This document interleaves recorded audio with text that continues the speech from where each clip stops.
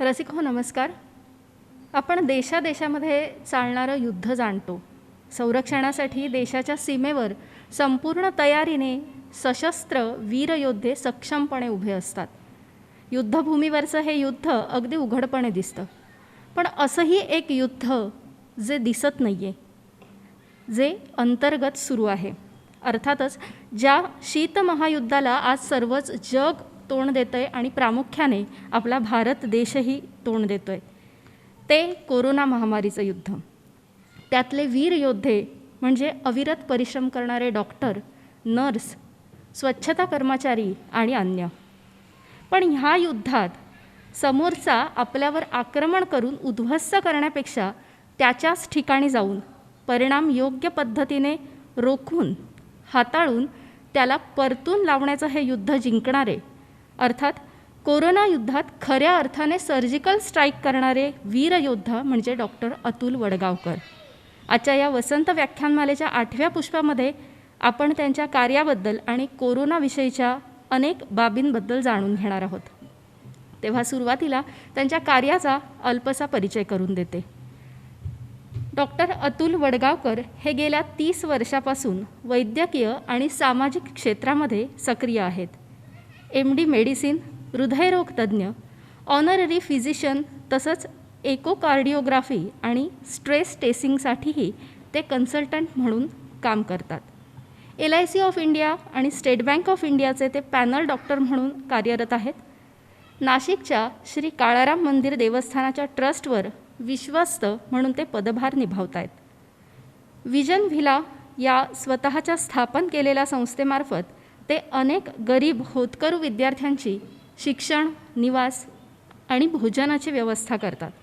त्यातले अनेक विद्यार्थी आज समाजामध्ये मोठ्या मोठ्या ठिकाणी उच्च पदावर काम करत आहेत.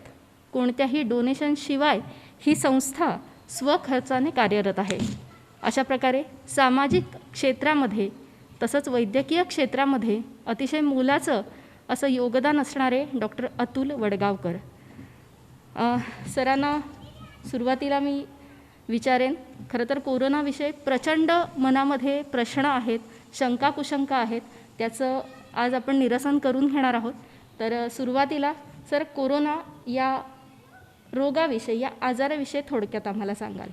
नमस्कार श्रोतेहो. सर्वप्रथम 100 वर्षाची परंपरा असलेल्या नाशिकची सांस्कृतिक ओळख असणाऱ्या वसंत व्याख्यानमालेत आपण एकदा तरी आपलं लेक्चर असावं असं मला लहानपणापासून खूप वाटायचं. म्हणजे मी इथं येऊन जवळजवळ 30 वर्ष झाली.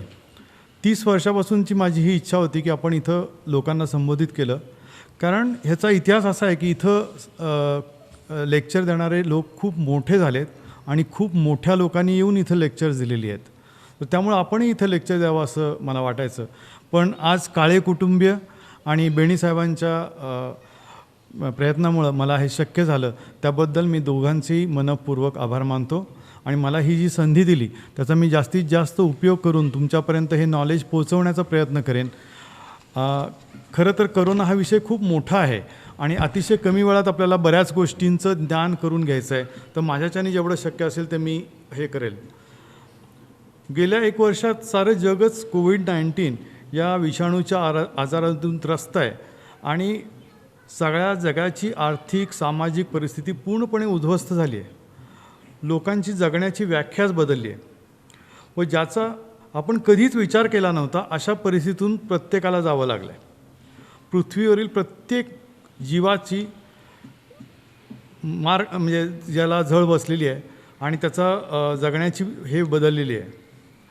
गेल्या वर्षभरात TV, व्हॉट्सअप किंवा मीडिया, फेसबुक याबद्दल सगळ्यांनीच ह्याची खूप माहिती दिलेली आहे. त्यामुळं अगदी सर्व गोष्टी मी इथं नमूद करण्यापेक्षा ज्या म्हणजे लोकांच्या मनातल्या शंका जास्त आहेत आणि आमची कार्यपद्धती काय आहे ह्याच्याबद्दल मी जास्तीत जास्त बोलेल. थोडक्यात सांगायचं तर हा जो व्हायरस आहे हा एक प्रकारचा हा जो आजार आहे हा व्हायरल डिसीज आहे. व्हायरस म्हणजे अतिशय सूक्ष्म हे असतो की ज्याच्यामध्ये फक्त एक RNA इन्फ्रास्ट्रक्चर आणि त्याला एक लिपिड मेम्ब्रेन असतं. त्याच्याभोवती स्पाईक्स आहेत आणि हे स्पाईक्स हे ह्याला क्राऊन म्हणजे लॅटिन भाषेत क्राऊनला करोना असं म्हणतात, म्हणून ह्याला करोना असं नाव पडलेलं आहे. तर या स्पाईक्सच्या माध्यमातून हा जो काही जीवाणू आहे, विषाणू आहे, हा होस्ट सेलमध्ये जातो. सेलचं पूर्णपणे नियंत्रण तो घेतो आणि तिथं त्याचं खूप जास्त प्रमाणावर मल्टिप्लिकेशन चालू होतं आणि त्यामध्ये त्या माणसाला किंवा त्या व्यक्तीला तो आजार जडला असं आपण म्हणतो. तर ह्याच्यामध्ये ह्याचा जो प्रसार आहे हा मुख्य करून माणसाच्या श्वासातून शिंक आली, त्याला खोकला आला तर त्याचे ड्रॉपलेट्स तयार होतात आणि हे ड्रॉपलेट जेव्हा दुसऱ्या माणसाच्या इन्हेलेशनमधून त्याच्या शरीरात जातात तेव्हा हे त्याला योग्य होस्ट मिळतो. त्या होस्टमध्ये ती सेल हा जो काही करोनाचा जो त्याचे जे स्पाईक्स आहेत त्या स्पाईक्सच्या माध्यमातून तो स्पाईक त्या सेलमध्ये अँकर केला जातो आणि त्या अँकरमधनं त्याचं मल्टिप्लिकेशन रॅपिडली चालू होतं आणि जेव्हा रॅपिडली मल्टिप्लिकेशन चालू होतं तेव्हा ह्या माणसाला तो आजार झाला असं होतं. तर म्हणजे कसं आहे की एखाद्या माणसाच्या कॉन्टॅक्टमध्ये तुम्ही आलात, तुम्हाला जर त्या जंतूपासून संसर्ग झाला तर लगेचच्या लगेच तुम्हाला करोना झाला असं सिद्ध होत नाही. तर ह्याच्यामध्ये काही पिरियड जावा लागतो, त्याला आपण इन्क्युबेशन पिरियड असं म्हणतो. म्हणजे हा इन्क्युबेशन पिरियड हा साधारण 1 दिवस ते 5 दिवस याच्यामधला असतो आणि काही काही वेळा तो 14 दिवसपर्यंत एक्सटेंड होतो.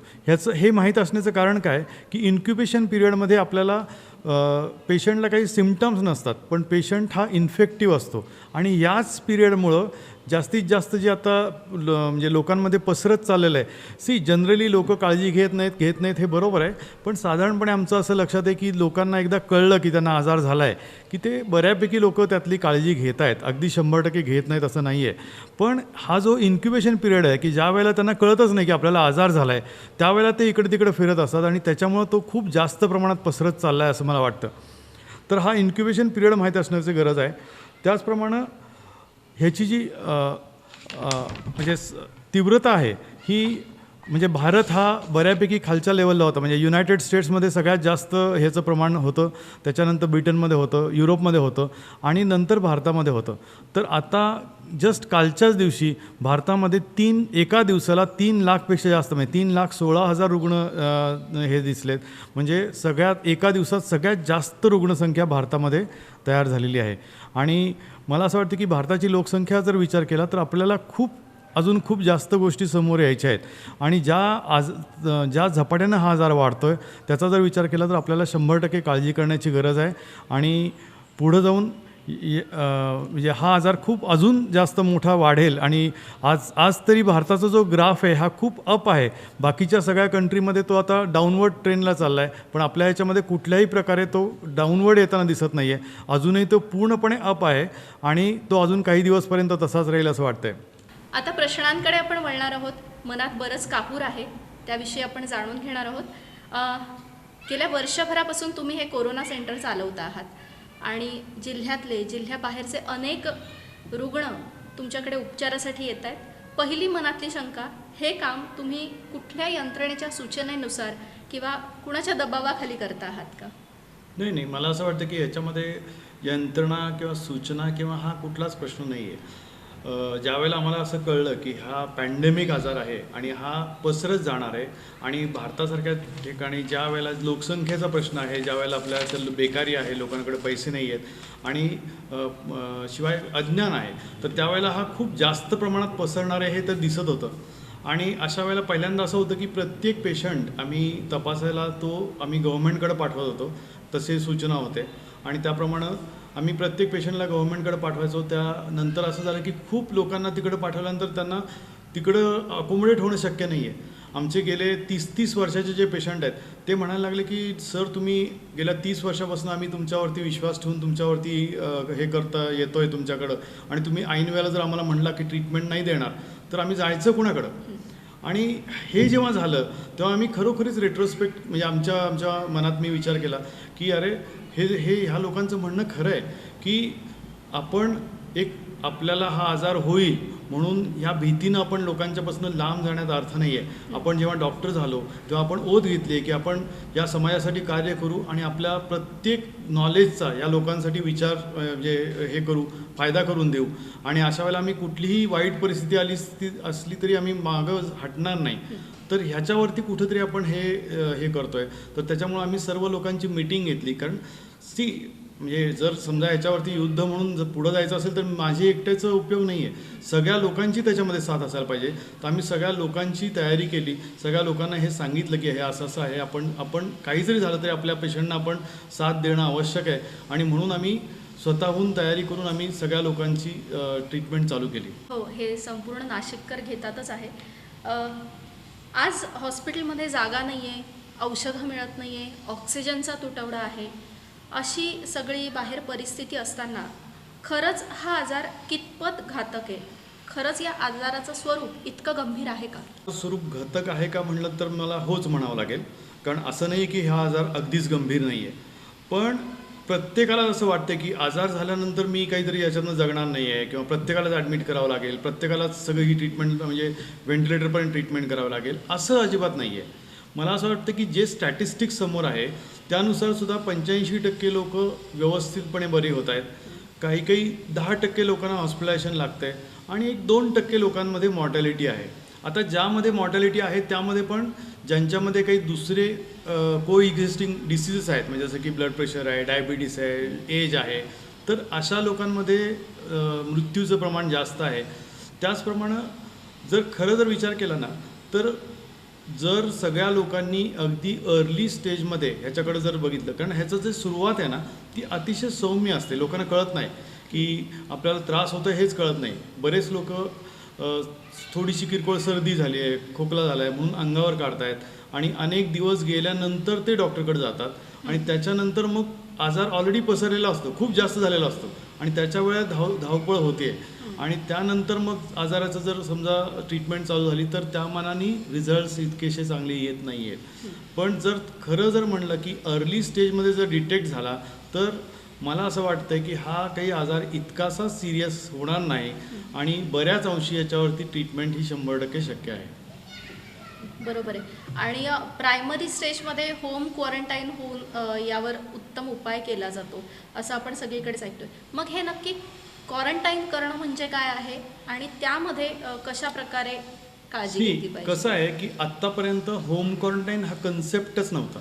म्हणजे ट्रीटमेंटमध्ये फक्त 2च कन्सेप्ट होते. एक म्हणजे हॉस्पिटलमध्ये राहून ट्रीटमेंट करणं किंवा घरी राहून दिलेल्या गोळ्या घेणं, ही ट्रीटमेंट असणं. त्याच्यामध्ये होम क्वारंटाईन ही पहिल्यांदाच कन्सेप्ट आलेली आहे. आणि होम क्वारंटाईनमध्ये असं असतं की तुम्हाला तुमचा स्वतःचा डॉक्टर तुम्हाला स्वतः व्हावं लागतं. तुमचे स्वतःचे व्हायटल पॅरामीटर्स म्हणजे जसं की पल्स आहे, ब्लड प्रेशर आहे, की तुमचं टेम्परेचर आहे, या सगळ्या गोष्टी तुम्ही स्वतः बघायच्यात.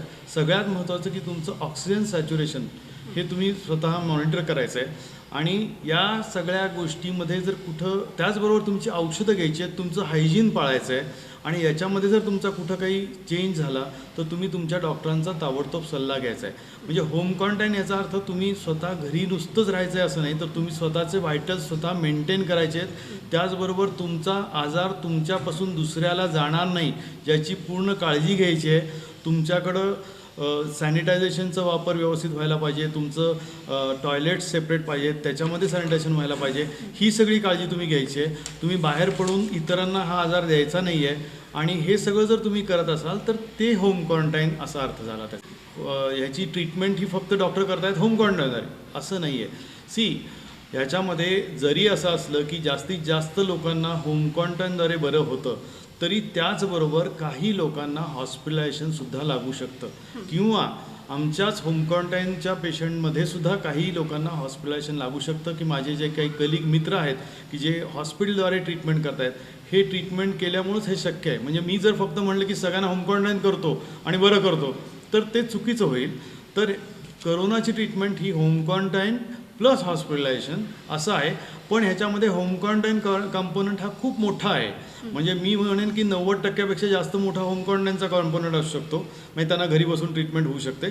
पण काही % लोकांना ही हॉस्पिटलायझेशनची ट्रीटमेंट लागू शकते. नक्कीच. मी कोविड झालेल्या प्रत्येक पेशंटला हॉस्पिटलमध्ये ॲडमिट करायची गरज असते का? किंवा तुमच्या बोलण्यात आत्ता आलं की ॲडमिट करणं ही एक पुढची स्टेज आहे, मग ती स्टेज कोणती समजावी? नाही, मला असं वाटतं की प्रत्येक पेशंटला ॲडमिट करण्याची गरज नसते. इनफॅक्ट मी जसं म्हटलं तसं 90%पेक्षा जास्त लोकांना आपण घरी राहून ट्रीटमेंट देऊ शकतो किंवा विदाऊट हॉस्पिटलायझेशन ट्रीटमेंट देऊ शकतो.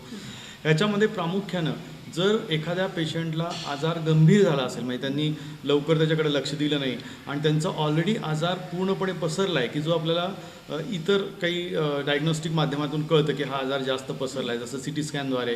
CT स्कॅन स्कोअर खूप जास्त आहे, त्यांना ऑलरेडी धाप लागते आहे, दम लागतो आहे, त्यांचं सॅच्युरेशन कमी झालं आहे किंवा त्यांना कंटिन्युअस ताप येतो आहे आणि उलट्या जुलाब होत आहेत आणि पेशंटचा जनरल कंडिशन खराब झाली आहे, त्यांचं सॅच्युरेशन मेंटेन होत नाही आहे, अशा लोकांनाच फक्त हॉस्पिटलायझेशनची गरज आहे. क्वारंटाईन असताना, कोरोना पॉझिटिव्ह असताना कोविड पेशंटने घरात मास्क वापरावा का आणि एकूणच अंगात ताप असतो, आंघोळ करावी का, अशा अनेक शंका असतात. घरात मास्क वापरणं कंपल्सरी आहे. जसं आपण म्हणलं की ह्याचा जो प्रादुर्भाव होतो आहे हा मुख्य करून ड्रॉपलेट्सच्या माध्यमातून होतो आहे. जर तुम्ही पॉझिटिव्ह आहात याचा अर्थ तुम्ही इन्फेक्टिव्ह आहात आणि तुम्ही हा आजार पसरवत आहात. जेव्हा तुम्ही घरात आहात तरी तुम्ही तो घरात आजार पसरवू नये म्हणून तुम्ही तो मास्क घातला पाहिजे आणि तुमच्या बरोबरच्या माणसांनी मास्क याच्यासाठी घातला पाहिजे की दुसऱ्यापासून येणारा आजार त्याला होऊ नये म्हणून त्यांनी मास्क घातला पाहिजे. म्हणजे दोघांचे मास्क घालण्याची कारणं वेगळी वेगळी आहेत, तर दोघांनी पण मास्क घालणं आवश्यक आहे. आणि आंघोळ केली पाहिजे का? हो, रोजच्या रोज आंघोळ करा, त्यांचं हायजीन चांगलं मेंटेन करायला पाहिजे.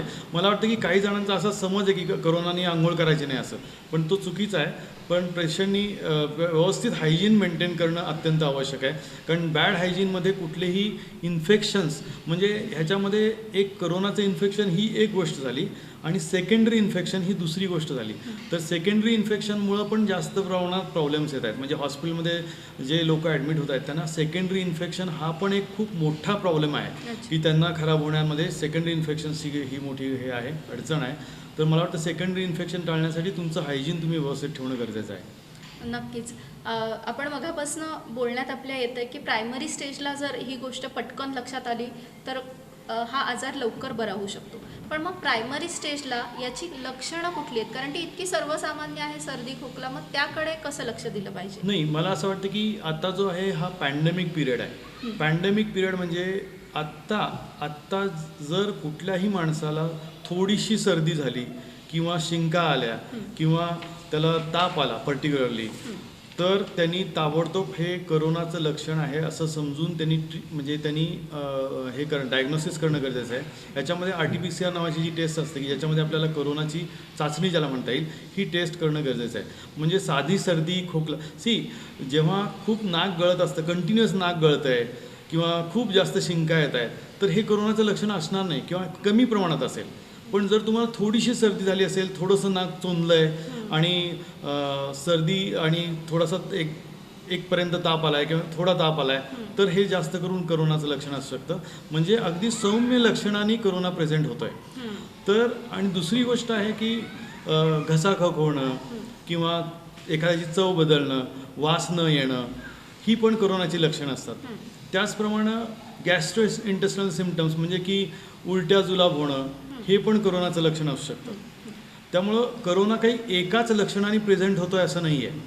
आणि पॅन्डेमिक पिरियडमध्ये आमचं असं मत आहे की ज्या माणसांना सध्या काही सर्दी खोकला ताप येतो आहे ना, त्याच्यातले 99% हे करोना पॉझिटिव्ह निघतात. तर त्यामुळे त्यांनी सतर्क राहायला पाहिजे. तुम्हाला सर्दी ताप खोकला यापैकी काही जरी झालं तरी ताबडतोब RT-PCRची टेस्ट करा, डॉक्टरकडे जा आणि योग्य सल्ला घ्या. तुम्ही जर लवकर ट्रीटमेंट चालू केली तर तुम्ही 100% बरे व्हाल. नक्कीच. आणि या टेस्ट करत असताना पुढे जाऊन आणखीन गोष्टी असतात, त्यामध्ये CT व्हॅल्यू, HRCT स्कोअर, हे नक्की काय आहे, त्याविषयी थोडं मार्गदर्शन. याच्यामध्ये 2 गोष्टी आहेत की लोकांचं खूप मोठं कन्फ्युजन हे CT व्हॅल्यू आणि CT स्कोअरमध्ये आहे. CT व्हॅल्यू ही जी आहे ही त्यांची RT-PCRची व्हॅल्यू आहे.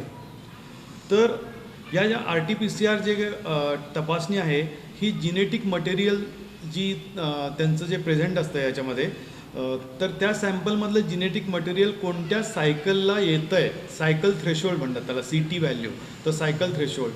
आता हा सायकल थ्रेशोल्ड जेवढा कमी आहे, म्हणजे समजा 14 सायकलमध्ये त्याचं पॉझिटिव्ह आलं तर त्याचं व्हॅल्यू 14 येते आणि 14 सायकलला पॉझिटिव्ह आलं ह्याचा अर्थ 14चा स्कोअर आहे, म्हणजे त्यांचं थ्रेशोल्ड खूप कमी आहे, म्हणजे त्यांचा इन्फेक्टिव्हिटी इंडेक्स खूप जास्त आहे आणि त्याचं इन्फेक्शन जास्त आहे असा अर्थ होतो. तर ही CT व्हॅल्यू ही साधारणपणे 11.5 पासून ते 34.5 या ह्याच्यामध्ये विभागलेली आहे. तर ती जेवढी 34च्या जवळ असेल तेवढा थ्रेशोल्ड कमी असतो आणि तेवढं इन्फेक्टिव्हिटी इंडेक्स कमी आहे असं म्हटलं जाईल. जेवढं ती 10-11च्या जवळ असेल तेवढं इन्फेक्शन जास्त आहे असं म्हटलं जातं. आणि CT स्कोअर हा जो असतो तो लोकांचा CT स्कॅन केल्यानंतर त्याच्यामध्ये जो काही इन्फेक्शन आहे तो दर्शवतो. तर ह्याचं जो वर्गीकरण आहे ते 0 ते 25 या ह्याच्यामध्ये त्याचं वर्गीकरण केलेलं आहे. आणि नॉर्मली कुणाचाही CT स्कोअर 0 असतो, म्हणजे तुम्हाला इन्फेक्शन जेव्हा नसतं तेव्हा CT स्कोअर काहीच नसतो तुमचा. पण या 0 ते 25मध्ये 0 to 7मध्ये हे माइल्ड प्रकारचं इन्फेक्शन मानलं जातं, 7 ते 15मध्ये हे मॉडरेट प्रकारचं इन्फेक्शन मानलं जातं आणि 15च्या वरती जे आहे ते सिव्हिअर प्रकारचं इन्फेक्शन मानलं जातं. जर सिव्हिअर इन्फेक्शन असेल तर तुम्हाला ॲडमिट करण्याची गरज आहे असं मानलं जाईल. जर माइल्ड आणि मॉडरेट प्रकारचं इन्फेक्शन असेल तर तुम्ही होम क्वारंटाईनद्वारे ट्रीटमेंट करू शकता असा त्याचा अर्थ आहे. तर म्हणजे तुम्हाला CT स्कोअर हा कळला पाहिजे, तुम्हाला CT व्हॅल्यू ही पण कळली पाहिजे, CT व्हॅल्यूची काय वैशिष्ट्य आहे ते पण कळलं पाहिजे. आता अँटीबॉडीज म्हणजे नक्की काय, त्याचं कधी पॉझिटिव्ह येते आणि त्यानंतर प्लाझ्मा थेरपी याविषयी मार्गदर्शन. म्हणजे कसं आहे की आपल्याला माहिती आहे की जर ट्रीटमेंटचा विचार केला ना तर काही अँटीव्हायरल ड्रग्ज आहेत ती आम्ही वापरतो. त्याचप्रमाणे अशी काही स्पेसिफिक ट्रीटमेंट ह्याच्यामध्ये रेकमेंडेड नाही.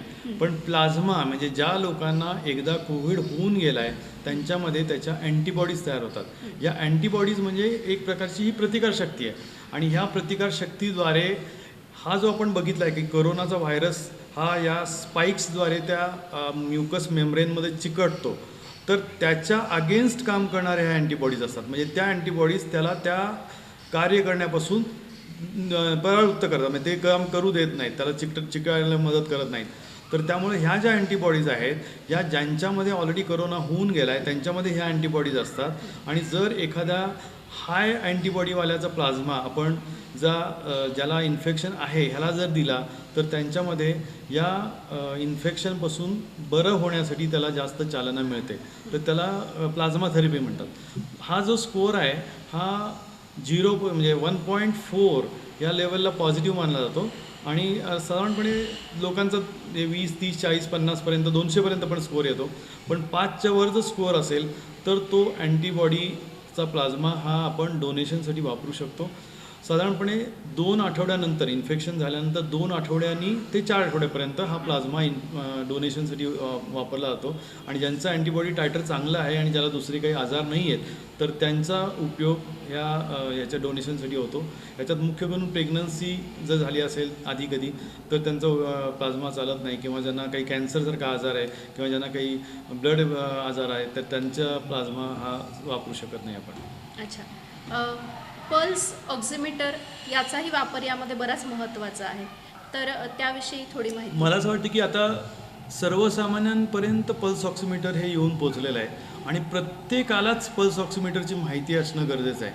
कारण मला तरी असं वाटतं की पॅन्डेमिक पिरियडमध्ये आपण खूप जास्त इन्व्हेस्टिगेशनवर भर देऊन लोकांना ट्रीटमेंट करण्याच्या ऐवजी कमीत कमी ट्रीटमेंट आणि अगदी स्वस्तातली ट्रीटमेंट आणि मेनली क्लिनिकल जजमेंट ह्याच्यावरती ट्रीटमेंट करण्यावरती भर दिला पाहिजे. तर त्याच्यानुसार जर विचार केला तर पल्स ऑक्सिमीटर हा अतिशय महत्त्वाचा कणा आहे या ट्रीटमेंटबद्दलचा.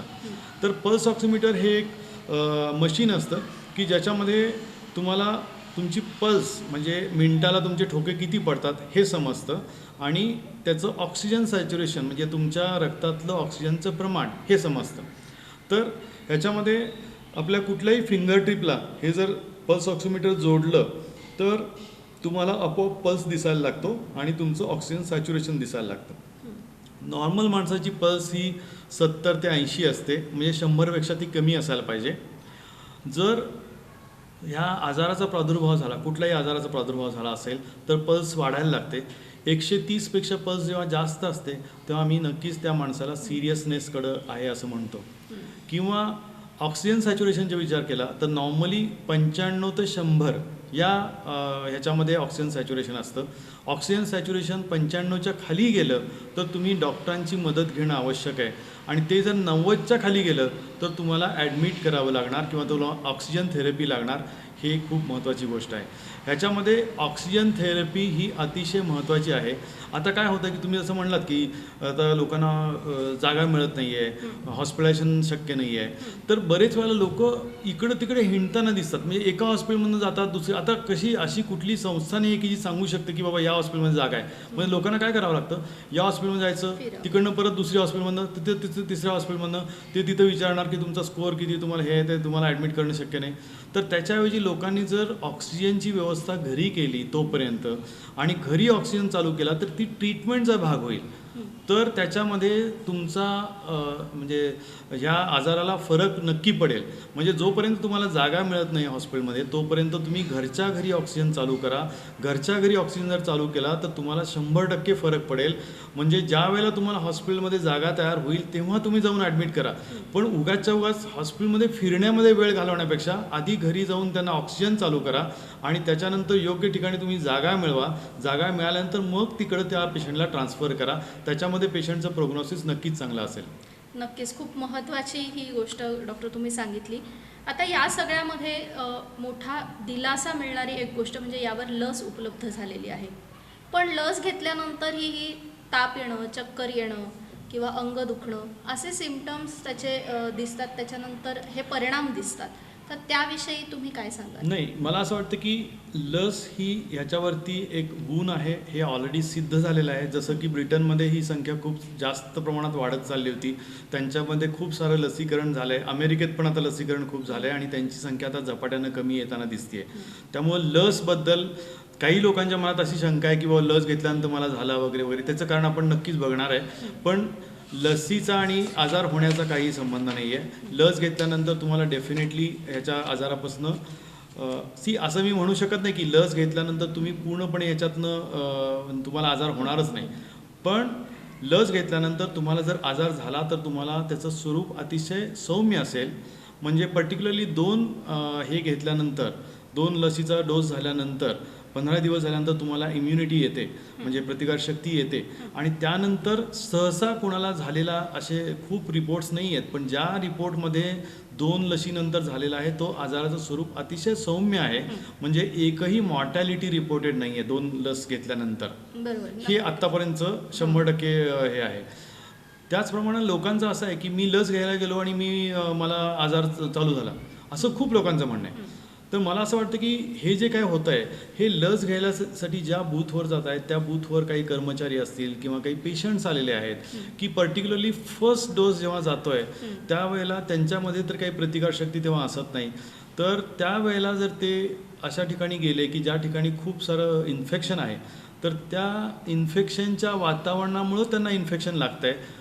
पण अनफॉर्च्युनेटली त्यावेळेला त्यांनी ती लस घेतलेली असते आणि त्याच्यानंतर 2-3 दिवसांनी त्यांना सिम्पटम्स येतात. आपण बघितलं की यांचा इन्क्युबेशन पिरियड 5 दिवसाचा आहे. त्यामुळे लस घेतली 5 दिवसांनी ताप आला तर त्याला वाटतं की ताप आला हा लसीमुळे ताप आला. तर तसं नाही आहे. त्या ठिकाणी तुम्हाला इन्फेक्शन बाहेर पडल्यामुळं, बूथवर गेल्यामुळं किंवा ज्या काही ह्याच्यामुळं झालं आहे आणि त्याच्यानंतर तुम्ही पॉझिटिव्ह झालात. आम्ही स्वतःसुद्धा असे अनेक पॉझिटिव्ह पेशंट्स बघितलेले आहेत. पण मला असं वाटतं की त्याचं कारण हे लस नसून तुम्ही ज्या ठिकाणी गेलात तिथनं तुम्हाला इन्फेक्शन कॅच झालेलं आहे असं मला वाटतं. नक्कीच. आणि हीच शंका फार लोकांच्या मनात आहे की लस घेतल्यावर मग मला कोरोना होणार नाही का? नाही, लस घेतल्यानंतर करोना होण्याचं प्रमाण कमी असेल. पर्टिक्युलरली सेकंड डोस झाल्यानंतर तुमच्यामध्ये प्रतिकारशक्ती 15 दिवसानंतर येईल आणि त्यानंतर डोस म्हणजे तुम्हाला होण्याचं प्रमाण कमी असेल आणि जवळजवळ झालं जसं मी म्हटलं तर की तुम्हाला मॉर्टॅलिटी होणार नाही. दुसरं म्हणजे there is a entity called mutation म्हणजे हा आपल्याला असं वाटतं की हा एकच व्हायरस आहे, हा एक व्हायरस आहे, ही गोष्ट खरी आहे. पण हा सतत त्याचं स्वरूप जे आहे ते सारखं बदलत असतो. त्याला आम्ही म्युटेशन असं म्हणतो. तर हे minor mutation can lead to a big change. जसं की आता काही म्युटंट व्हरायटी भारतामध्ये आल्या आहेत की ज्याच्यामुळे इन्फेक्टिव्हिटी वाढली आहे. पण फॉर्च्युनेटली मॉर्टॅलिटी खूप जास्त वाढलेली नाही आहे. तर त्यामुळे जर ह्या व्हायरसनी त्याचं जर स्वरूप बदललं तर हा पर्टिक्युलर वॅक्सिन त्याच्यावर 100% कार्यरत होईल असं आपण सांगू शकत नाही. आता तरी या म्युटंट व्हायरसवर सुद्धा हे काही जे काही वॅक्सिन आहे हे काम करत आहे आणि ह्याच्यामध्ये त्याचा डेफिनेट इफेक्ट आहे. नक्कीच. म्हणजे झालाच तर त्याची तीव्रता नक्कीच कमी असेल. हो हो हो. हे तर झालं लस घेतल्यानंतर कोरोना होईल की नाही, पण अनेक जणांच्या मनात ही पण शंका आहे की एकदा मला कोरोना होऊन गेल्यानंतर तो परत होणार की नाही होणार. कसं आहे की तुम्हाला जे लस घ्यायला सांगितले ना त्याचं कारणच ते आहे की जर तुम्हाला एखाद्या वेळेला करोना झाला तर तुम्हाला जी काही इम्युनिटी ऑफकोर्स करोना नंतर पण इम्युनिटी येते, पण ही इम्युनिटी ही लेस लास्टिंग आहे, म्हणजे ती फक्त 6 महिन्यापर्यंत टिकते. बरं. जर तुम्ही वॅक्सिन घेतलं तर ती इम्युनिटी 1 ते 1.5 वर्षापर्यंत राहील. त्यामुळे जर तुम्ही करोना झाल्यानंतर तुम्हाला दुसऱ्यांदा करोना होणार का नाही तर होऊ शकतो. आम्ही अनेक पेशंट्स बघितलेले आहेत की जे मागच्या सप्टेंबरमध्ये आलेत आणि ज्यांना करोना पॉझिटिव्ह होते आणि ते आत्ता पण परत करोना पॉझिटिव्ह झालेत. तर त्यामुळे करोना एकदा झाल्यानंतर दुसऱ्यांदा होणार का नाही तर होईल. मला असं वाटतं की सेकंड टाईम त्याची लक्षणं थोडी कमी तीव्रतेची आहेत, कारण त्यांच्याकडं ऑलरेडी प्रतिकारशक्ती पहिल्यांदाच निर्माण झाल्यामुळं दुसऱ्या वेळेला जेव्हा येतोय तेव्हा तो इतका जास्त तीव्रतेने येत नाही आहे. यानंतर आता आपण परिस्थिती बघतोय की जवळजवळ घरोघरी पॉझिटिव्ह आहेत अशी परिस्थिती आपल्याला दिसते.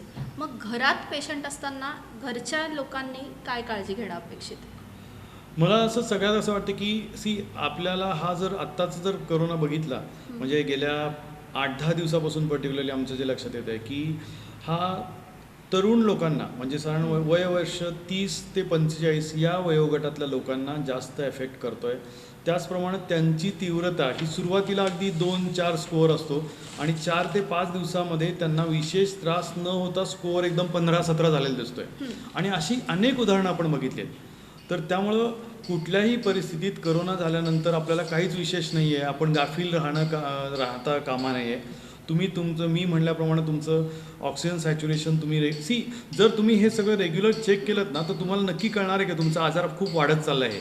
आणि जर तुमचा आजार वाढत चालला आहे तर त्याच्यावर योग्य उपाय तुमच्या डॉक्टरकडे जाऊन पुढची जी काय ट्रीटमेंट असेल म्हणजे म्हणजे ओरल ट्रीटमेंटमध्ये वाढ करणं किंवा हॉस्पिटलायझेशन करणं जे काही तुम्ही करणं असेल ते तुम्हाला करणं आवश्यक आहे. कारण पर्टिक्युलरली या 8 दिवसापासून मी अनेक तरुण लोकांना हे सांगतोय की तुम्ही म्हणजे हे करून पहिल्यांदा जे होतं लोकांना असं वाटायचं की फक्त एजवाल्या लोकांनाच करोनाचा जास्त त्रास होतोय. मी तरुण आहे, मला विशेष काय होणार, मला येईल आजार थोडासा होईल आणि जाईल, पण आता तसं होत नाही आहे. आणि त्या लोकांना उलट जास्त त्रास होतोय, त्यांचा स्कोअर जास्त वाढतोय आणि त्यांचं सिरियस होण्याचं प्रमाण जर तुम्ही पाहिलं तर खूप जास्त वाढतोय. आणि हे पण एक प्रकारचं म्युटेशनच आहे. तर मला असं वाटतं की घरच्यांनी काय काळजी घ्यायची तर जर समजा असं कोणी त्यांच्या या एज ग्रुपमध्ये असेल तर त्याच्याकडे जास्तीत जास्त लक्ष द्या. त्याचप्रमाणे आता असं दिसतंय की एका घरात एक जर पॉझिटिव्ह झाला की लोक पॉझिटिव्ह होत आहेत. ह्याचं पण कारण असं आहे की ह्याचं म्युटेशन आहे आणि त्याची इन्फेक्टिव्हिटी जास्त आहे. आता जर जनरल इन्फेक्टिव्हिटी इंडेक्स पाहिला आम्ही तर सगळ्यांचा स्कोअर हा CT व्हॅल्यू ही 14, 15, 17 अशी आहे. म्हणजे याचा अर्थ खूप स्ट्रॉंग इन्फेक्शन आहे, म्हणजे व्हायरल लोड खूप जास्त आहे. आणि हा व्हायरल लोड जेव्हा जास्त असतो तेव्हा तुम्हाला आजार जास्त सिरियस होण्याची शक्यता असते. तर त्याच्यामुळं म्हणजे तुम्हाला समजा तुमच्या घरात एक 15वाला व्हायरल लोडवाला माणूस आहे तर ह्याचा अर्थ तुमचे इतर लोक पण पॉझिटिव्ह होण्याची शक्यता खूपच जास्त आहे. त्यामुळं त्यांच्याकडं तुम्ही जास्त म्हणजे त्यांना जेव्हा तुम्ही क्वारंटाईन घरात केलेलं आहे तेव्हा त्यांना खूप स्ट्रिक्ट ठेवा, म्हणजे त्यांचा आणि इतर ह्याच्यात कुठल्याही प्रकारचा कॉन्टॅक्ट येणार नाही हे बघा. घरामध्ये सगळ्यात महत्त्वाचं काय असेल तर व्हेंटिलेशन. जर व्हेंटिलेशन व्यवस्थित असेल तर हा आजार एकातून दुसरीकडं पसरणार नाही. सगळ्यात आम्हाला आनंदाची गोष्ट काय वाटते की आम्ही हे ओपन क्लिनिक हा कन्सेप्ट चालू केला आणि ओपन क्लिनिक हा कन्सेप्ट आम्ही गेल्या 1 वर्षापासून चालू केला आहे. तर ओपन क्लिनिक का केलं, कारण त्यावेळेला असं होतं की प्रत्येकाच्या मनात अशी भीती होती की आपण जर डॉक्टरकडे चेक करायला गेलो, सुरुवातीच्या काळात सांगतो मी की डॉक्टरांकडे चेक करायला गेलो तर माझ्या शेजारचा बसलेला पेशंट आहे हा पॉझिटिव्ह असेल आणि त्याच्यामुळे माझ्याकडं इन्फेक्शन लागेल. आणि ही वस्तुस्था विचार केला तर ही परिस्थिती खरीच तशी खरी होती. म्हणून आम्ही काय केलं की आम्ही ओपन क्लिनिक चालू केलं. ओपन क्लिनिक म्हणजे आमच्या ओपन प्लॉटमध्ये हे सगळं शिफ्ट केलं आणि तिथं आम्ही डिस्टन्सिंगचं पालन करून आम्ही तिथं लोकांना चेक करायला चालू केलं. त्याच्यामुळं काय झालं की लोकांची एकमेकाबद्दलची भीती गेली की मला डॉक्टरकडे गेल्यानंतर मला करोना तिथून होईल असं नाही आहे. कारण ओपन स्पेसमध्ये करोनाचं संक्रमण हे अतिशय कमी स्वरूपाचं नोंदलं गेलेलं आहे. त्याचप्रमाणे त्याचा परिणाम असा झाला की आमच्यापैकी इतक्या लोकांनी 1 वर्षापासून सतत करोनाच्या संपर्कात येऊन सुद्धा आमच्यापैकी कोणी जण पॉझिटिव्ह नाही झालं. वा, खूप मोठी तर अचीवमेंट मला असं वाटतं की जास्तीत जास्त ह्याचा अर्थ काय आहे की आपण जर ओपन म्हणजे ज्या क्लोज स्पेसेस आहेत जिथं खूप गर्दी जमती ही जर बंद केली आणि आपण जो ओपन स्पेसमध्ये ही जर चालू केलं तर येण्याचं हे संक्रमणाची संख्या ही खूपच प्रमाणात कमी होईल. जसे की मॉल आहेत, थिएटर्स आहेत, ही जी संस्कृती पाश्चात्यांकडनं आपल्याला आलेली आहे, तर इथं ह्याचं संक्रमणाचे प्रमाण खूप जास्त आहे. तुम्ही ऑफिसेस बघा, बँका बघा, की जिथं बंद संस्कृती आहे तिथं ह्याचा संक्रमणाचा परिणाम खूप मोठ्या प्रमाणावर दिसतोय. घरात सुद्धा ज्या घरामध्ये कोंदटपणा आहे त्या घरामध्ये एकापेक्षा अनेक लोक पॉझिटिव्ह झाले आहेत. पण जर तुम्ही ओपन स्पेसमध्ये राहिलात तर तुम्हाला पॉझिटिव्ह होण्याचं प्रमाण तुमचं खूप कमी आहे. ही अतिशय महत्त्वाची गोष्ट आहे आणि ह्याच्यावरती जास्तीत जास्त स्ट्रेस सगळ्यांकडनं म्हणजे गव्हर्नमेंटकडनं सुद्धा आणि सगळ्यांकडनं ह्याच्यावरती स्ट्रेस द्यावा असं मला वाटतं. कोरोनाविषयीची बेसिक माहिती, त्यानंतर होम क्वारंटाईनविषयी, आहाराविषयी आणि एकूणच सगळ्या उपचार पद्धतीविषयी तुम्ही आमच्या सगळ्याच शंकांचं इतकं उत्तम निरसन केलं, त्याबद्दल मनपूर्वक धन्यवाद. पण आता जाता जाता शेवटचा प्रश्न मनात येतो. हे सकाळपासून रात्रीपर्यंत अहोरात्र तुम्ही हे कोविड सेंटर चालवतायत, त्यामागे काही स्टंट आहे का किंवा काही व्यक्तिगत हेतू आहे का? मला वाटतं शेवटचा एकदम चांगला प्रश्न तुम्ही मला विचारलेला आहे. कारण काही काही लोकांना असं खरंच प्रश्न आहे की खरंच हे काय स्टंट आहे का किंवा काय आहे असं. मला असं वाटतं की नाशिकमध्ये सर्वप्रथम गेल्या एप्रिलपासून म्हणजे जेव्हा कोरोना चालू झाला तेव्हापासून सातत्यानं एकही दिवस न विश्रांती घेता आम्ही काम करतो आहे. स्टंटमध्ये कोणी असं करत नाही आहे. दुसरी गोष्ट की ज्या वेळेला कोणीही म्हणजे करोना पेशंटपासून लांब जाण्याचा प्रयत्न करत होता तेव्हा आम्ही करोना पेशंटमध्ये जाऊन पेशंटला चेक केलं, प्रत्येकाला पर्सनली चेक केलं आणि पर्सनली त्याचं निरासन करण्याचा प्रयत्न केला. त्याचप्रमाणे आम्ही दिवसभर बाहेरच्या वातावरणात म्हणजे उन्हामध्ये बसून लोकांना चेक करतो आहे. मला असं वाटतं की ज्यांना असं वाटतं की हा स्टंट आहे त्यांनी एक दिवस आमच्याबरोबर फक्त उन्हात दिवसभर बसावं आणि त्यांनी बघावं की काय आहे, स्टंट आहे का काय आहे ते. कारण एक वर्षभर सतत उन्हात बसून पेशंट चेक करणं, त्यांच्यामध्ये राहणं आणि इतक्या पेशंटशी सहवास करणं म्हणजे आम्ही आमच्या जीवाचा धोका पत्करून आम्ही हे काम करतो आहे. आणि मी नुसतं एकट्यानेच केलं नाही तर आमचं पूर्ण फॅमिली याच्यामध्ये इन्व्हॉल्व आहे. माझा जो मुलगा आहे जो जर्मनीत आहे, जो KEMमधून ग्रॅज्युएट झाला आहे, त्याला आम्ही स्पेशली इथं 6 महिन्यासाठी बोलवून घेतलं होतं. 6 महिने त्यांनी करोना सेंटर म्हणजे ह्याच्यामध्ये सिव्हिल हॉस्पिटलमध्ये त्यांनी काम केलं. त्याचबरोबर तो आम्हालाही मदत करत होता पूर्णपणे. त्याचप्रमाणे माझी मिसेस जी गायनोकॉलॉजिस्ट आहे ती पण काम करते. माझी दुसरी 2 मुलं आहेत ती म्हणजे मुलगा आणि सून तेही ह्याच्यासाठी काम करत आहेत. म्हणजे ॲज अ फॅमिली आम्ही जास्तीत जास्त लोकांपर्यंत पोचण्याचा प्रयत्न करतो आहे. कुठल्याही वेळी यावेळी लोक आली तरी त्यांना जेवढं शक्य असेल माझ्याकडनं तेवढं करण्याचा प्रयत्न करतो आहे. ह्याचं कारण एकच आहे की पॅन्डेमिक हे 200-300 वर्षातनं किंवा 200 वर्षातनं एकदा येतं. त्यावेळेला सर्वांनाच डॉक्टर म्हणून काम करण्याची संधी मिळणार नाही आहे आणि मला ती संधी आज आहे. त्या संधीचा मी जास्तीत जास्त उपयोग करून जास्तीत जास्त लोकांपर्यंत पोचण्याचा आणि कमीत कमी खर्चात त्यांना बरं करण्याचा मी माझ्याकडनं प्रयत्न करीन. हा माझा पहिल्यापासून हा माझा निर्णय आहे आणि मी त्या निर्णयाशी ठाम आहे असं मला वाटतं की ह्याच्यामध्ये कुठल्याच प्रकारचा स्टंट किंवा कुठल्याच प्रकारचं काही हे म्हणजे देखावा असं काहीच नाही आहे. सर, या सगळ्यामध्ये काळजी घेताना आपल्याला नेहमी सांगितलं जातं की जास्तीत जास्त हात धुवत राहा, तोंडावर मास्क लावा, सोशल डिस्टन्सिंग पाळा. सॅनिटायझेशन हा सुद्धा एक महत्त्वाचा मुद्दा आहे की सॅनिटायझरसारखं मारत राहा. तर या सगळ्याविषयी तुम्ही काय सांगाल? मला असं वाटतं की काही ठिकाणी त्याचा खूप अतिरेक झालेला दिसतोय. सॅनिटायझर जेव्हा आपण वापरतो तेव्हा त्याचं प्रमाण हे अल्कोहोल पर्सेंट हे 50 to 75% असतं. म्हणजे खूप हाय कॉन्सन्ट्रेशन ऑफ अल्कोहोल असतं.